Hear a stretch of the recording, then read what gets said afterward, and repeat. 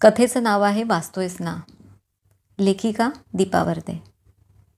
प्रिय तू, हे बिनपत्त्याचं पत्र तुला अनुसरून लिहिलंय खरं, तरी ते तुला मिळेलच ह्याची शाश्वती मी एव्हा देऊ शकत नाही. मारे सगळं चंद्रबळ एकवटून जीव ओतून पूर्ण करे नाही, पण मग तू म्हणतोस तसा माझा अवसानघातकी स्वभाव आड आला तर मग मात्र बिनपत्त्याचा हा कोरा लखोटा तुला यदाकदाचित मिळाला समज, म्हणजे मग मीच समक्ष तुझ्या स्वाधीन केला हे ओघाने आलंच.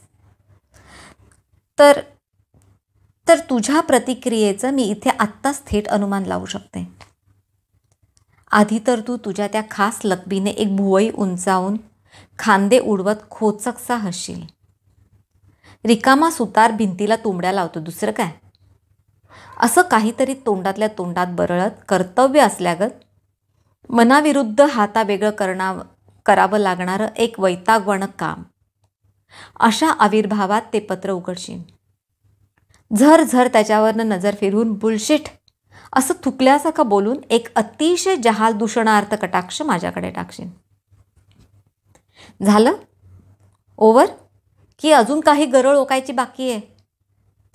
हे असलं सांगायला एवढा फार्स? हा पत्रप्रपंच? किती म्हणून गोंजारशील स्वतःच्या अहंकाराला? एवढ्या तेवढ्यावरनं आत्महत्येच्या धमक्या देतेस ना कांता? इतकं स्वकेंद्रित असणं ही देखील एक प्रकारे आत्महत्याच आहे. आय मी मायसेल्फ पलीकडेही दुनिया आहे मॅडम. इतकंही आत्मकेंद्रित असू नये माणसाने. मग त्या पत्राची सुरळी करून दुसऱ्या हातावर तडातडा आपटशील. दांड पावलं टाकत पिंजऱ्यात अडकलेल्या हिंस्त्र जनावरासारखा इथून तिथे घुश्शात येरझारा घालशील.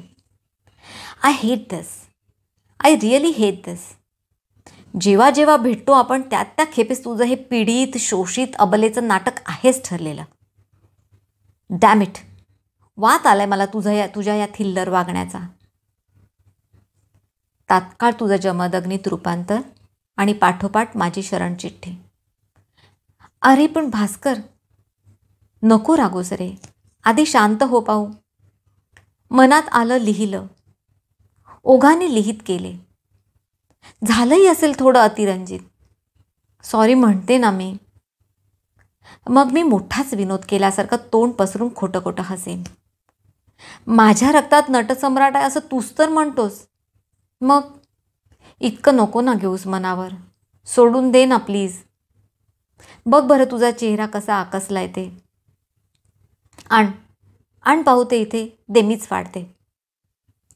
हृदय ओतून लिहिलेल्या त्या पत्राला मीच कवडी मोल लेखल्यावर तू तरी त्याला आणि पर्यायाने मला कितीशी किंमत देणार सांग पाहू. असं घायतुकीने पुढे सरसावून माझ्या भावना मीच मातीमोल ठरवून असं स्वतः त्याच्यावरून पोतेरं फिरवल्याने अर्थातच तुझी मर्दुमकी, तुझा अहंकार गोंजारला जाईल. हे पर्यायाने आलंच. आणि मग तू काहीतरी जिव्हारी लागेल असा फटकन बोलून माझ्यातला उरला सुरला उत्साह, आनंद आणि एव्हा या क्षणी माझ्या भावनांचं हे गाठोडं असं तुच्छतेने लाथाडल्यावरही मी घेतलेली माघार सारं तुच्छ हिणकस करून टाकशील.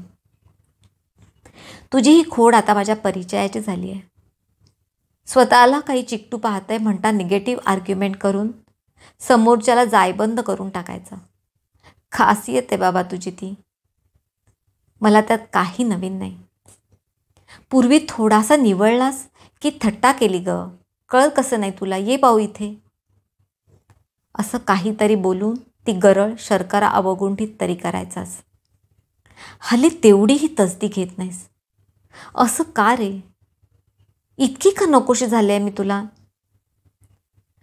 हा यक्ष प्रश्न तुला विचारताना मला केवढं धाडस एकवटावं लागतं ह्याची कदाचित तुला कल्पना नसावी. परंतु राजा, आयुष्याच्या या वळणावर या प्रश्नांची उत्तरं मिळणं मला अत्यावश्यक आहे हे ध्यानात घे. पुढचे माझे सगळे श्वास उश्वास या तुझ्या उत्तरावर अवलंबून आहेत, हे विसरू नकोस. असं ना बेफिक्रीत उडवून लावू नकोस. पुन्हा मी तुला हे एकच बजावते आहे. चुकीचा शब्द वापरला बघ मी. बजावणार आणि मी, आणि तेही तुला. हे म्हणजे अन्नसत्री जेवायचं आणि मिरीपूड मागायची तसं झालं. कळकळीची विनंतीच माझ्या या लाचार व्यक्तिमत्वाला अधिक शोभेल. असो, कुठेतरी काहीतरी बदलतंय रे. घट्ट घट्ट वाटणार ही आपल्या नात्याची वीण कुठेतरी उसवते आहे. तुला नाही का जाणवत की जाणून घेण्याएवढी तुला परवा उरलेली नाही? भास्कर, अरे वाचतोयस ना? परवा बन्सालीच्या पार्टीला मला भेटलास, बायकोबरोबर होतास. सदू नेहमीप्रमाणे मित्रांच्या गदारोळात केव्हाच गहाळ झाला होता. ब्रजलालच्या बायकोबरोबर रोशनीबरोबर मी इथल्या तिथल्या गप्पा मारत टाईमपास करत होते. आणि तेवढ्यात तू म्हणजे स्नेहल आणि तू हातात हात गुंफून दारातून आत येताना दिसलात. क्या वंडरफुल साडी पेहनी है स्नेहलनी, वाव. रोशनीच्या उत्स्फूर्त शेऱ्याची मी दखलसुद्धा घेतली नाही. किंबहुना नोंद झालीच नाही म्हणना. माझी अवघी पंचेंद्रिय केंद्रित झाली होती ती तुझ्यावर रे. तुझी ती बेफिकीर चाल, मध्येच खांदे उडवायची खास लकब. अरे चारकोल कलरच्या टूपीसमधला तू दृष्टीस पडलास मात्र. पुन्हा एकदा माझ्या खुळ्या हृदयाने गिरकी घेतली रे. खरं तर बन्सालीची पार्टी ती, पण तुझीच वाटावी इतकी तुझ्या वागण्यातली स्वाभाविक सहजता, त्याला गर्भित अधिकार, प्रचंड आत्मविश्वासनी माफक अरेरावीपणाची जोडीला दुहेरी झालर. मान फिरवीत ओळखीच्या लोकांना नजरेने वेचत, त्यांना अभिवादन करीत स्वीकारित, प्रचंड दिमाखात चालत तुझं पुढे पुढे येणं. भास्करचा पुढे दिखने लगे ने, he has started looking his age यार. रोशनी पुन्हा पुटपुटली. कानाकडे घुंगवणारे एखाद्या क्षुद्र घाणेरड्या माशीला झटकावी तशी मी तिला तात्काळ झटकली. मला नाही वाटत तसं. माझ्या आवाजातल्या बोचरेपणाने तीही खटावली असावी, नव्हे खटावलीच. कारण मग ताबडतोब तिला दूरवर कुणीतरी परिचित आढळलं. तिच्या एक्सक्यूज मी कडेही मी फारसं लक्ष दिलं नाही. तिचं मत होतं ते मला काय म्हणून पटायला हवं, हा अनाठाई आग्रह काय म्हणून. नव्हतासच तू दिसत मला ओल्ड, मग मी का हो म्हणू. बहिरी ससाण्याच्या नजरेने तू मला हेरलं असणार. माझ्या अंगावर फुललेल्या रोमांचानी अलगद चुगली केली रे. आतुरतेने परंतु आतुरता न दाखवता मी तुझा प्रवास न्याहाळत राहिले. माझ्या रोखाने उचललेलं तुझं प्रत्येक पाऊल माझ्या काळजाच्या ठोक्यानं गती देत होतं. क्षणभर माझीच मला गंमत वाटली. कसं असतं ना, आजूबाजूला माणसांचा हा इतका फुललेला ताटवा, परंतु पैकी एक कुणीतरी एक कसा खास स्पेशल बनून जातो. याला काय कारण देशील तू सांग पाहू. केमिस्ट्रीज ना. आणि मग नेहमीप्रमाणे पुन्हा एकदा पायात थरार संचारला. पुन्हा एकदा जीव तोंडात गोळा झाला. तू जवळ येण्याच्या निव्वळ कल्पनेने अभिलाषेने होतोस तसा. बायकोला खुबीने अलग करून त्या गर्दीतून वाट काढत तू दत्त म्हणून माझ्यासमोर येऊन उभा ठाकलास. त्या गच्च भरलेल्या हॉलने असं जवळ खेटून उभं राहायला आयतं कारण दिलं रे. श्वासात श्वास मिसळले. मी मोहरले, शहारले. माझ्या पसरलेल्या बुबुळात आकारलेल्या आपल्या एकांताच्या चित्रफिती तू नेमक्याच वाचून हसलास. असा काही आपल्याला भेटून फार अवधी गुजरला नव्हता. मला विचार ना, आजचा धरून 7वा दिवस, तसा सेकंद घटके सकट हिशेब तोंडावर आहे. अरे राजा, इथे एकमेकांपासून विलग झाल्यापासूनचा प्रत्येक क्षण ठोकून अशी विरहाची जाणीव करून देत असताना हा अख्खा कोरडा उभा आठवडा, आणि आता हे असे वितीच्या अंतरावर उभे आपण दोघं, आणि ही दोघांना वेढून राहिलेली जीव उसवून टाकणारी प्रचंड ओढ. तो एक परिचित गात्र उद्दीपित करणारा मदमस्त शरीर गंध जाणवण्या एवढे आपण नजदीक होतो. आणि तरीही हवा पाण्याबद्दल बोलणं सामाजिक बांधिलकी होती. तू काहीतरी इथलं तिथलं विचारलंस. गुदमरलेल्या आवाजाला सहजतेचा अलंकार घालून कशी तरी मी तुला उत्तर दिली खरी. परंतु आपल्या आजूबाजूच्या कानांना गाफील करण्याचा काय तो ह्या कसरती मागचा उद्देश होता. तुझ्या भाषेत म्हणायचं तर सो कॉल्ड मॉरल पोलीस. माझी ही अवस्था तुझ्या अनुभवी नजरेतून निसटणं खासच शक्य नव्हतं. डोळ्यानेच मला कुरवाळत तू सुरेखसा हसलास. फार गर्दी आहे इथे, चल जरा टेरेसवर वारा खाऊ. माझ्या हाताचा कोपरा अलगद धरून मोठ्या खुबीने तू मला बाहेर काढलीस. तुझ्या या अशा लबाडीचं मला नेहमीच आश्चर्य मिश्रित कौतुक वाटतं. हवं ते कसं हिकमतीने करून घेतोस. मंतरल्यासारखी तुझ्या मागे पावलं टाकत मी निघाले. इथे गर्दी तशी तुरळक होती म्हणता मी थोडी सै लावले. तुझ्याकडे वळले. सांग ना, मी कशी दिसतेय. तुझ्या गळ्यात कुंफायला झेपावणाऱ्या माझ्या बोटांच्या मासोळ्यांना अगोदर दामटून एकमेकांची बेडी ठोकली.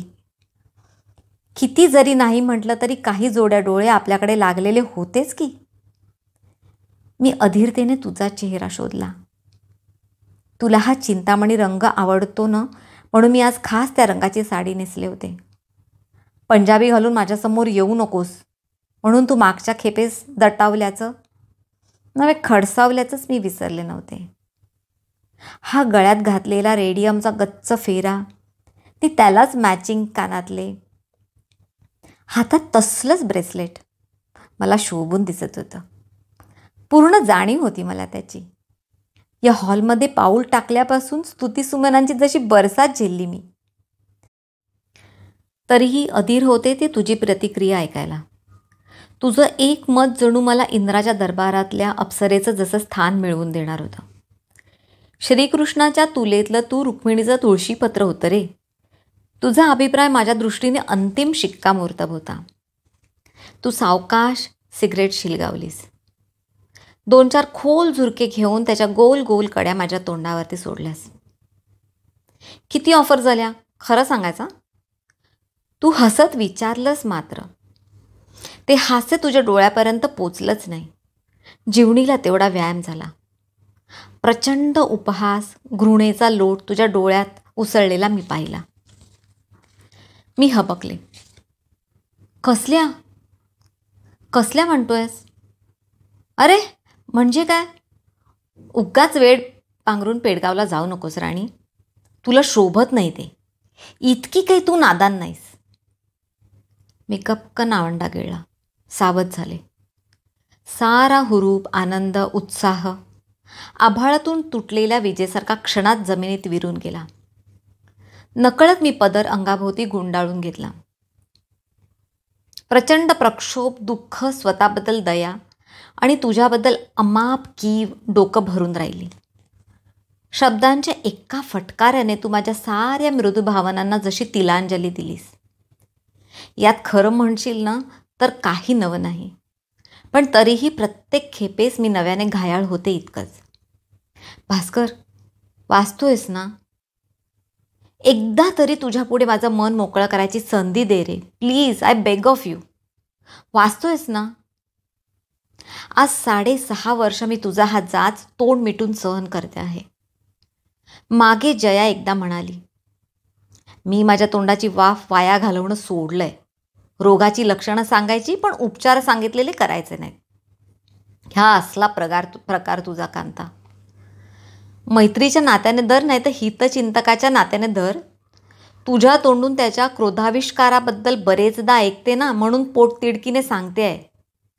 काही झालं ना, अगदी काही झालं तरीही त्याला अंगावर मात्र हात टाकायला देऊ नकोस. फिजिकल अब्यूजवर एकदा का तो उतरला. ऐकतेस ना ए कांता. मी गोठलेच जशी. काय सांगू तिला.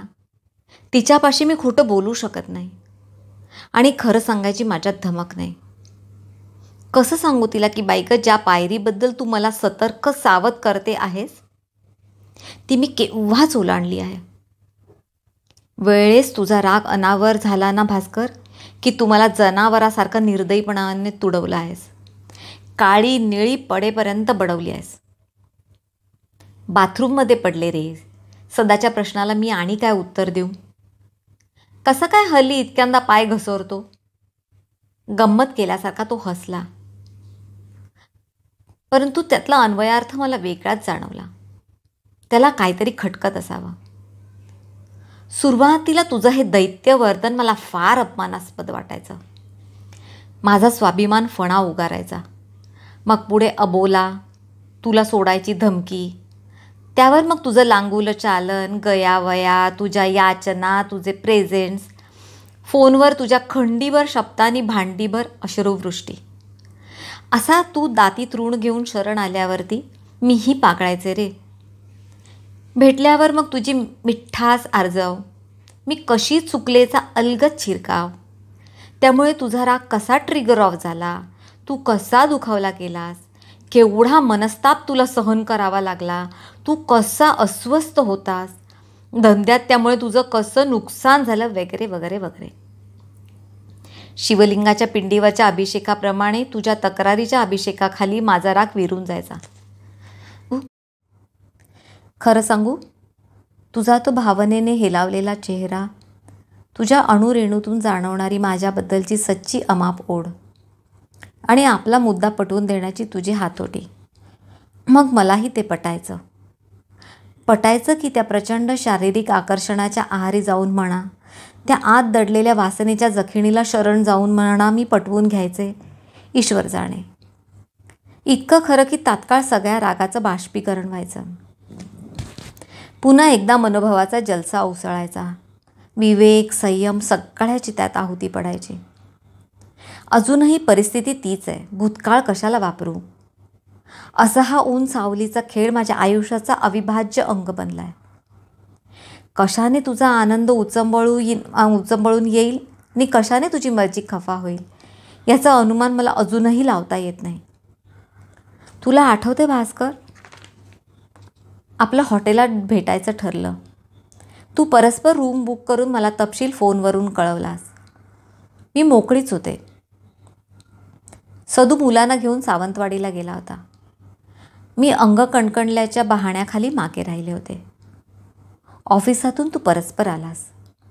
शॉवर घेऊन येतो म्हणून वॉशरूममध्ये शिरलास. बेल वाजली, मी दार उघडलं. वेटर सक्का ड्रिंक्सचा सरंजाम घेऊन आला होता.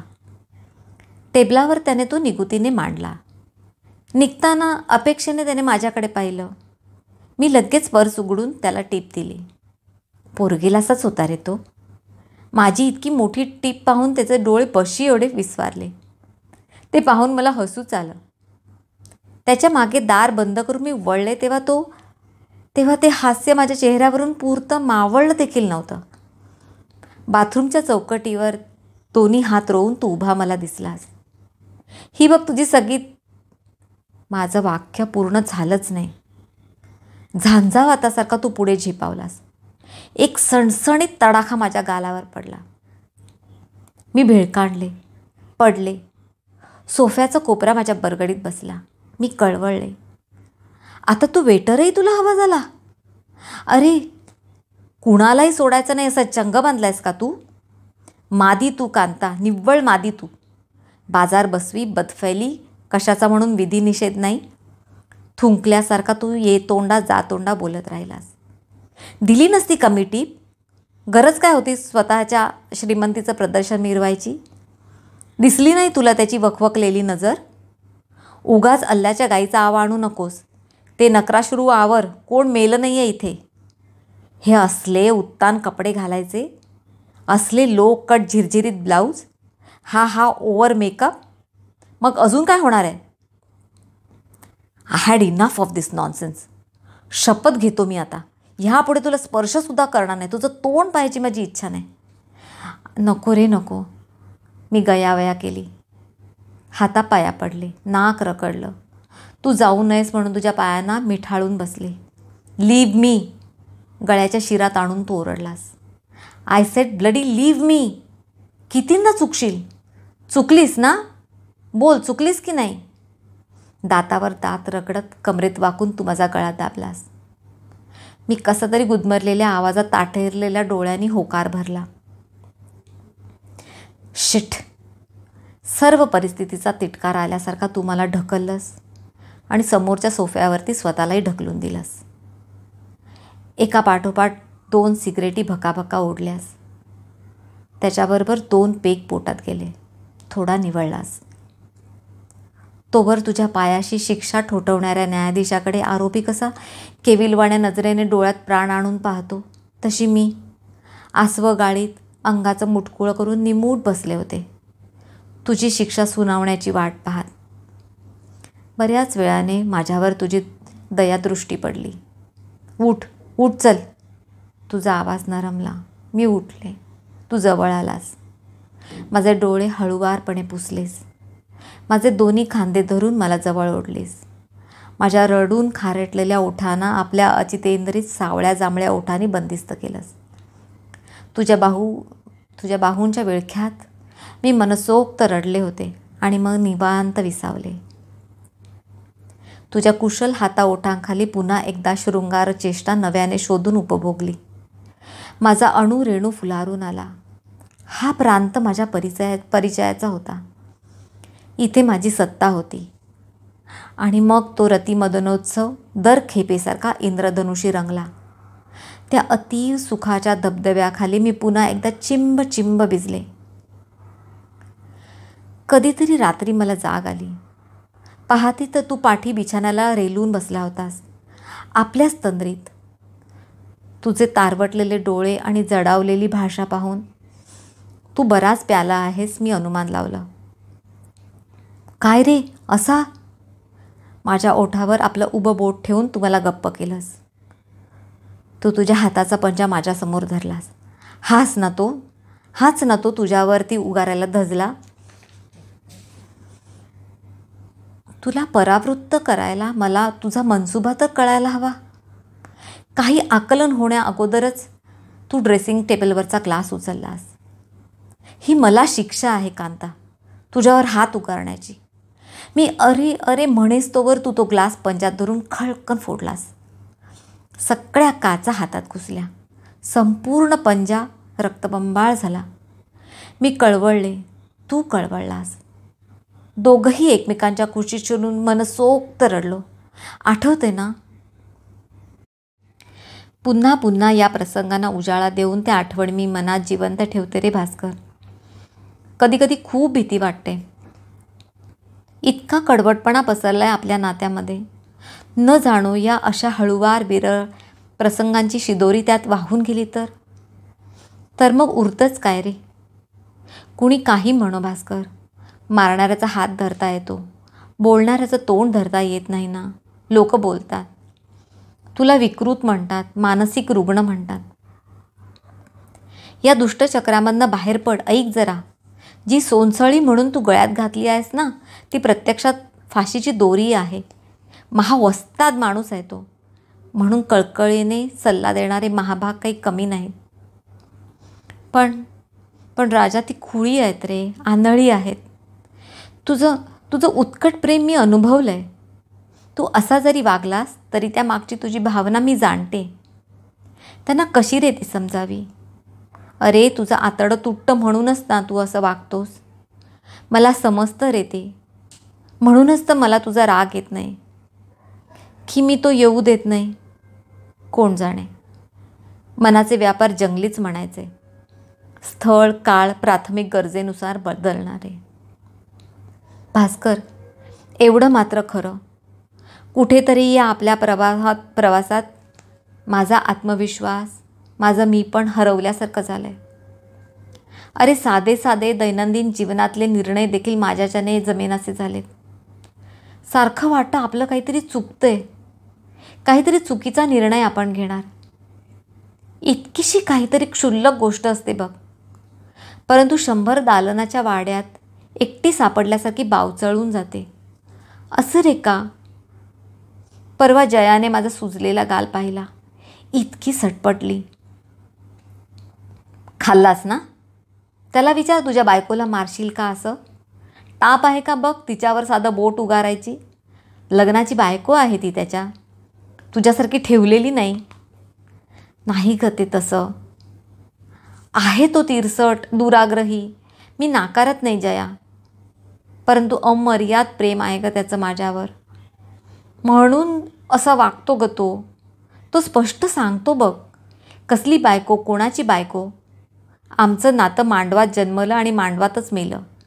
ती काय करते, कधी कशी वागते, कुठे जाते, कुणाबरोबर जाते, त्याचं मला सुवेर सुतक नाही.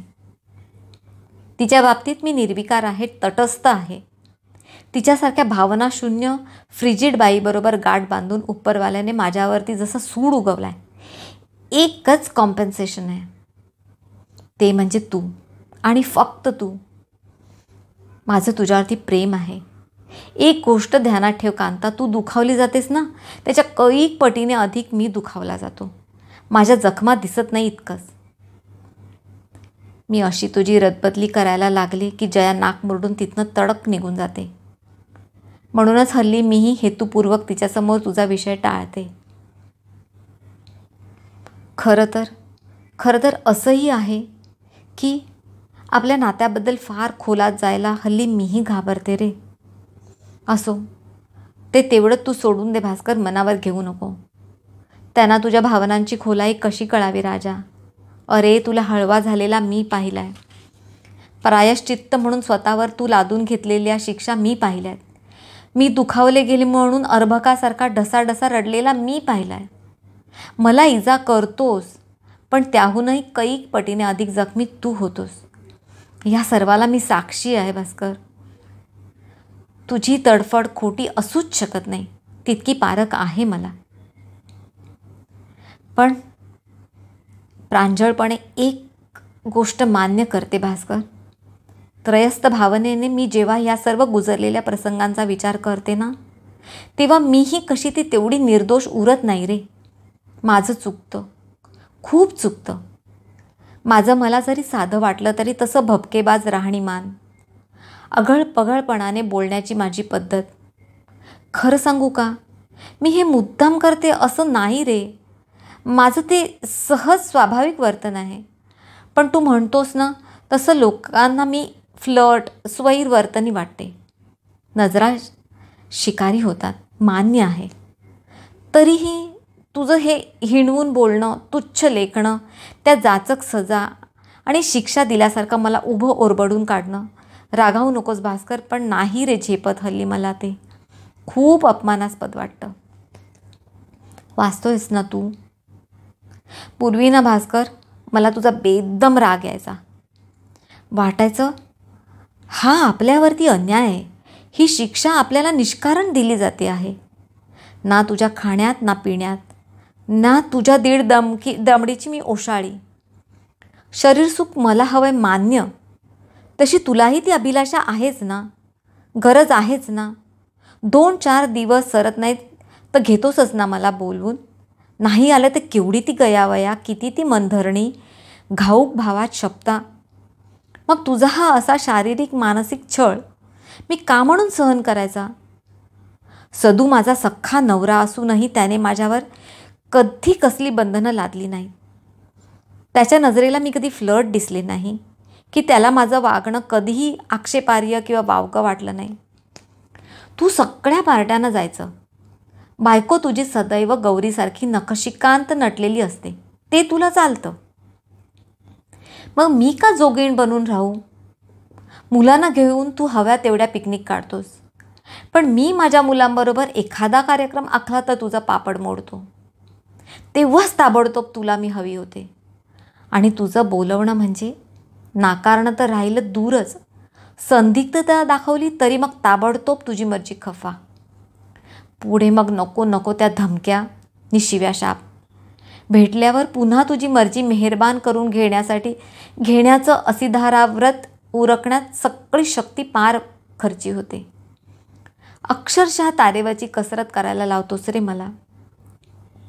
हे सगळं मी काय म्हणून सहन करायचं? नातेवाईकांकडे जायचा मज्जाव, मैत्रिणींशी बोलायचं नाही, बाहेर जाण्या येण्याची सुद्धा चोरी. ही अशी मक्तेदारी सदूनही कधी माझ्यावरती गाजवली नाही. मग हा कोण? हे व असे कैक प्रश्न मध्येच डोकं काढतात. म्हणण्यापेक्षा काढायचे. हल्ली नाही काढत, मीच त्यांची डोकी ठेचली आहेत.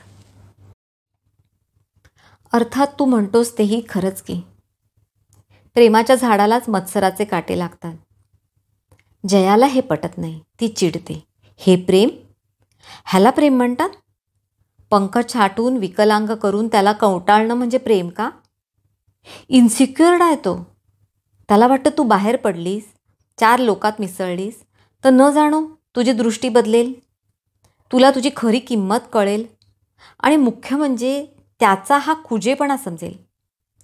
त्याला जे देवत्व दिलंयस ना तू, ते त्याचे चिखलाचे पाय पाहण्याची तुला लाभणारी दृष्टी त्याला नको आहे. तुझ्यावरचा त्याचा पगडा निसटेल म्हणूनच तो तुला गोशात ठेवू पाहतोय. मी तुझ्याकडे हे बोलले तर केवढ्याने हसलास. काचेला तडा गेल्यासारखा कर्कश. माझ्या मर्यादा? मूर्ख नाही, महामूर्ख आहे ती तुझी मैत्रीण. तिला म्हणावं डोळे उघड, आजूबाजूला बघ जरा. हव्या तेवढ्या सुंदर सुंदर मुली उपलब्ध आहेत, चुटकी वाजवायची खोटी. आणि आमच्या मीडिया लाईनमध्ये तर पैसेसुद्धा मोजावे लागत नाहीत. त्यात माझ्या पोझिशनला तर आता जास्त बोलत नाही, नाही तर म्हणशील गमजा मारतो. इतकंच सांगतो, आपण होऊन मला बरेचदा त्यांना झटकावं लागतं. समजलीस ना, मी त्यातला नाही म्हणून. आता मला एक सांग कांता, तुझं वय काय? 40शी ओलांडलीस ना? सुखलोलूप आयुष्य जगलीस, स्वतःची उत्तम निगा राखतेस. वेल सेटल्ड माणसाची लाडाकोडाची बायको तू. त्यामुळे ऐशो आरामात आयुष्य गेलं तुझं. सर्वच गोष्टी उकलून सांगायच्या नसतात. तू एक सर्वव्यापी कटाक्ष माझ्याकडे टाकलास. तरीही 40शी ओलांडलेली प्रौढेची बरोबरी 20-22 वर्षाच्या अंगुरीत यौवनेबरोबर होऊ शकते का? नाहीच ना. कांता, मी तुझ्यावरती प्रेम केलंय, करतो. नीट समजून घे मी काय म्हणतोय ते. उगाच मग त्याचा विपर्यास व्हायला नको. आजही तू मला तितकीच सुंदर दिसतेस. सदूबरोबर माझ्या पार्टीला पहिल्यांदा आली होतीस ना, तशीच. अवखळ, निरागस, काजव्यांसारख्या लुकलुकत्या डोळ्यांची. तुझ्या केसातल्या या रुपेरी तारा माझ्या कधी ध्यानात सुद्धा आल्या नाहीत. वयोपरत्वे शरीराला आलेली ही गोलाई, बोललो का कधी मी चुकून तरी त्यावरून तुला? राणी, आजही माझं तेच मत आहे. कुणी काही का बोले ना? कोण बोललं? काय बोललं? माझा आवाज कापला. मारो गोली. तुझ्यातल्या मर्यादा माझ्या कधी ध्यानातच आल्या नाहीत. आज तू बोललीस तेव्हा त्या अँगलने मी विचार केला. खरं सांगतो, तुझी शपथ. हो का? न सांगताही बघ कसं सगळं सांगितलं त्याने. तुझ्यातल्या त्रुटी अधोरेखित करून परत वरती हा नामानिराळा. हुशार माणूस आहे बाबा. दाताखाली वाळू आल्यासारखी जया तुझ्याबद्दल शिसारून बोलते. हेतुपूर्वक तुझं नाव घेणं टाळते. तुला सोड म्हणून स्पष्ट नाही म्हणाली तरी आडवळणाने सुचवत राहते. आणि इथून तुझाही तकादा असतोच. हे तुझे विचार नाही. या मागचा बोलविता धनी वेगळा आहे. कसं समजत नाही तुला? आपल्या नात्याचा दुस्वास करते ती महामाया. ईर्षेचा परिपाक आहे हा. दूर हो आधी पाहू तिच्यापासून. तरीही सर्व बाबतीत तुझ्यापुढे मान तुकवणारी मी, तेवढं कसं ते नाहीच जमलं. कधीतरी विचार येतो, हे असं का? की कुठेतरी मलाही तिचं म्हणणं पटतंय. तिच्या विचारांचा आधार वाटतोय. तिचे हे विचार माझ्या अंतर्मनाचं प्रतिबिंब तर नसतील ना? पण तसं जर असतं तर लाख वेळा तिने सुचवलेला परिहार मला कुठे अंमलात आणता आलाय. कमी का प्रयत्न केले मी हा चक्रव्यूह तोडायचे, पण कुठे जमलं. मी थकले आहे भास्कर. पार मोडून टाकला आहेस तू कणा माझा. माझा स्वाभिमान, आत्मसन्मान, आत्मविश्वास साऱ्याला चूड लावलीस. खरंच सांगते, विकलांग करून टाकला आहेस तू मला. तरीही ना, एखाद्या गर्दुल्यासारखी तुला धरून आहे. माझ्यात भिनला आहेस तू. त्याचे दुष्परिणाम मला ठाऊक का नाही? तरीही हा जळता निखारा मी आपणहून पदरात बांधून घेतलाय. भास्कर, मी खरंच थकले आहे रे. माझ्यातला लढा केव्हाच संपलाय. माझं म्हणशील तर अस्तित्वच तू पार ठेचून टाकलेस. प्रांजळपणे मान्य करायचं तर प्राप्त परिस्थितीपुढे मी संपूर्णपणे हार मानली आहे. ह्या आपल्या नात्याला मी प्रेम असं गोजीरवाणं नाव दिलंय, परंतु ते तरी किती खरं आहे हा विचार भेडसावत राहतो. खरं सांगू, तुझी हल्ली मला भीती वाटते. तुझीच नाही, माझी स्वतःची देखील. माझ्या मनाचा बाजार मलाच समजेनासा झालाय. दुर्लक्ष करायचा प्रयत्न करते. उद्या पाहता येईल, टुमॉरो इज अनदर डे असं स्वतःला समजावते. पण तेही कुठे साधतंय? योग्य अयोग्यमधला भेद जाणण्याची माझी कुवत संपली आहे. एक प्रश्न तेवढा मन कुरतडत राहतो, हे असं कधीपर्यंत चालायचंय? तू मला झिडकारलेलं मला झेपणार नाहीच, पण तुझ्या जवळ राहणंही. रागावू नकोस, अवघडच होतंय. तू म्हणतोस तसं वयोपरत्वे माझीही सहनशक्ती क्षीण होत चालली आहे रे. काही शब्दांवर डोळ्यातलं पाणी सांडल्याने तुला तेवढं स्पष्ट वाचता यायचं नाही. पण राजा, पुन्हा हे लिहायची ताकद माझ्यात नाही. निर्वाणीचं सांगते भास्कर, मी कड्यावर उभी आहे. फुंकरीनेही तोल जाईल माझा. शपथ सांगते मी स्वतःला नाही अडवणार, बिलकुल अडवणार नाही. तू वाचतोयस ना?